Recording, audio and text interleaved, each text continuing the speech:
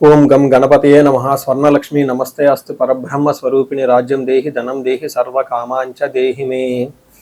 మనం April month యొక్క రాశి ఫలాల గురించి మాట్లాడుకుంటున్నాం. అందులో భాగంగా ఈ మాసంలో 3 ముఖ్యమైన విషయాలని. ఒకటి, ఈ ఏప్రిల్ మంత్ లో మనకి 4 గ్రహాలు మారుతూ ఉన్నాయండి. అవి ఏంటంటే సూర్యుడు, కుజుడు, బుధుడు, శుక్రుడు. ఈ 4 గ్రహాలు ఏప్రిల్ మంత్ లో మారుతూ ఉన్నాయి.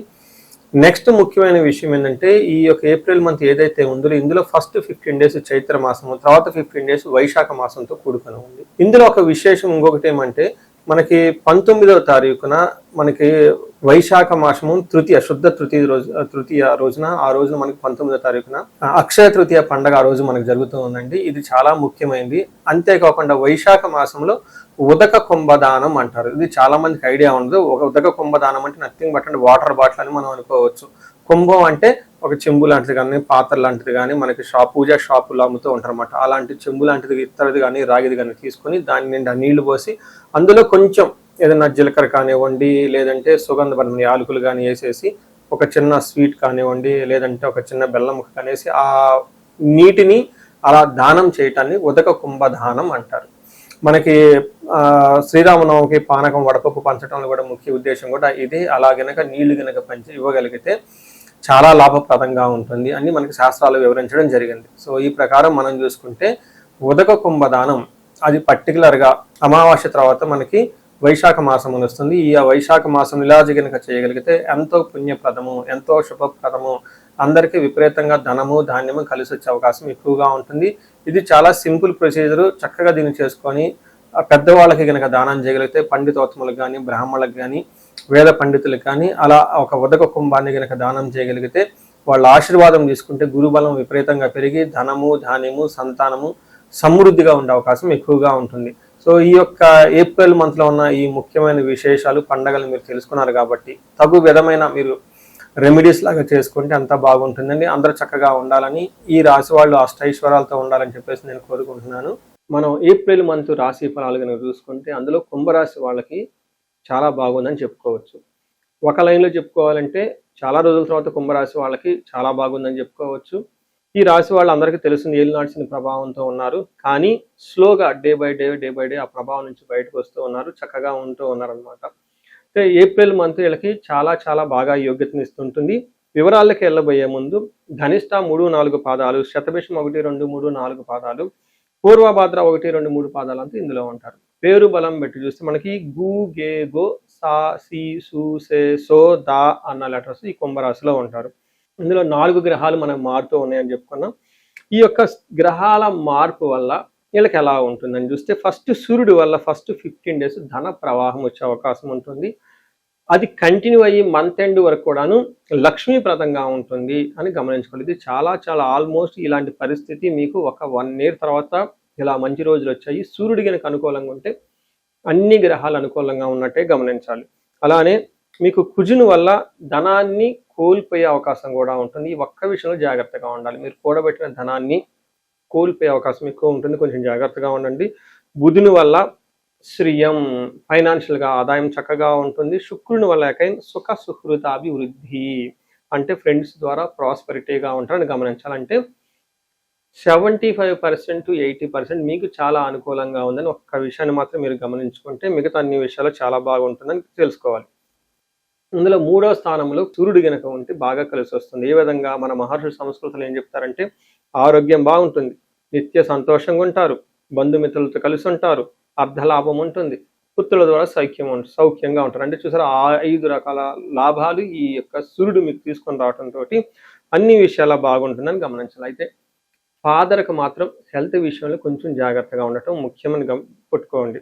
తర్వాత 2వ స్థానంలో కుజుడు ఉండటంతో, కుజుడు 2వ స్థానంలో ఉండటం ఇది కొంచెం ధనానికి వస్తుంది, కానీ కొంచెం కష్టపడి తో ధనం తీసుకొని రావాల్సి ఉంటుంది. వీటన్నిటికంటే కూడా ఏం చెప్తారంటే అసత్వం, సతతం క్లేశ, సర్వకార్య వినాశనం, సదా దుర్జన సేవ, సంపర్క, భీతి స్యాద్ ధనకే కుజ అంటే 2వ స్థానంలో కనుక కుజుడు ఉంటే ఏమవుతుందంట, అసత్వం అంటే ఎనర్జెటిక్గా అయితే ఉండరు, కొంచెం డల్గా ఉండే అవకాశం ఉంటుంది. సర్వకార్య వినాశనం, ఏదైనా పని చేస్తే అందులో రిజల్ట్ రాకుండా ఉంటుంది, సదా దుర్జన సంపర్క. ఈ టైంలో చెడు సమాసాలు పెట్టే అవకాశం, చెడ్డతో వాళ్ళతో ఆహ్, పరిచయాలు పెంచుకోవటం, అనవసరమైన వాళ్ళతో ఎక్కువగా కలిసి ఉండటం, ఇవ్వకూడని వాటికి ఎక్కువగా ఇంపార్టెన్స్ ఇచ్చి టైం అనేది స్పెండ్ చేసుకునే అవకాశం ఎక్కువగా ఉంటుంది. టైం లాస్ చేసే అవకాశం ఉంటుంది. కొంచెం జాగ్రత్తగా ఉండాలి.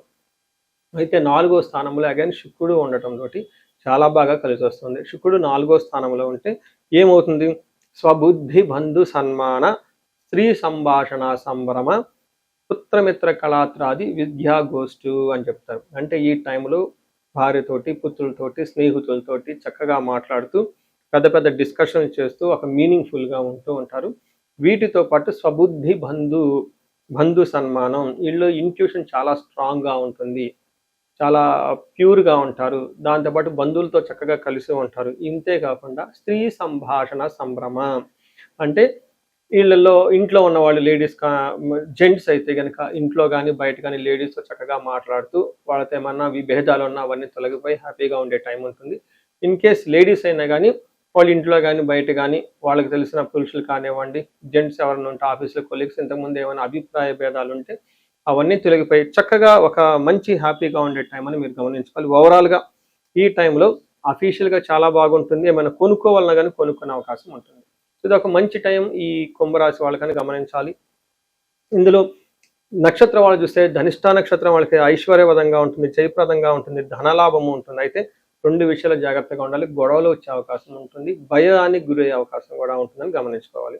తర్వాత శతభిష నక్షత్రం వాళ్ళకి ఐశ్వర్యవంతంగా ఉంటుంది, జయప్రదంగా ఉంటుంది, ధనలాభము, సంపదలు, ఐశ్వర్యం అన్నీ చక్కగా ఉంటుంది. ఒక్క విషయంలో జాగ్రత్తగా ఉండాలి. ఫస్ట్ 15 డేస్ మీరు అనుకున్న పనులు కాకుండా ఆటంకాలు పడుతూ ఉంటుంది. తర్వాత 15 డేస్ ఇదే విషయంపై గొడవలు కూడా వచ్చే అవకాశం ఉంటుంది.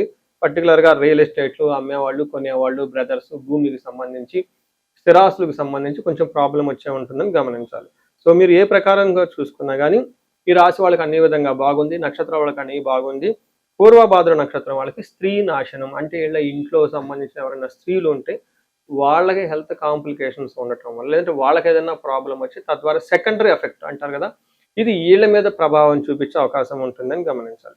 సో ఈ రాశి వాళ్ళకి ఓవరాల్‌గా అంతా బాగుంది కాబట్టి ఒక కుజుని విషయంలో కొంచెం జాగ్రత్త తీసుకుంటే చాలా బాగుంటుంది. కుజుడికి సంబంధించి హనుమాన్ చాలీసా చదువుకుంటే చాలా బాగుంటుంది. లేదా సుబ్రహ్మణ్యేశ్వర స్వామి అష్టకము, సుబ్రహ్మణ్య స్వామి భుజంగ స్తోత్రంతో పాటుగా ఈళ్ళు జంట మానసాదేవి స్తోత్రం చదువుకున్న, లేదా జంట నాగులు ఉంటాయి మనకి. నాగుల కట్ట అని చెప్తారు. అక్కడెక్కడన్నా మీకు దగ్గరలో ఉంటే అక్కడికి పోయి కొంచెం టైం స్పెండ్ చేసి అభిషేకం లాగా చేసి చిన్న పూజ చేసుకున్నా గానీ కుజుని పెట్టే ఈ ప్రాబ్లమ్ ఏవైతే ఉంటాయో వాటి నుంచి బయటపడే అవకాశం ఉంటుంది. సో ఇందాక చెప్పుకున్న విధంగా ఈ రాశి వాళ్ళకి ఎలాంటి సమస్య ఉన్నా గానీ తగు పరిష్కారాలు చేసుకుంటే మీకు అష్టైశ్వర్యాలు కలిగే అవకాశం, భోగభాగ్యాలు కలిగే అవకాశం, ఇంకా జీవితం ఎంతో 10 రెట్లు ముందుకెళ్ళే అవకాశం ఉంటుందని గమనించాలి. నమస్తే.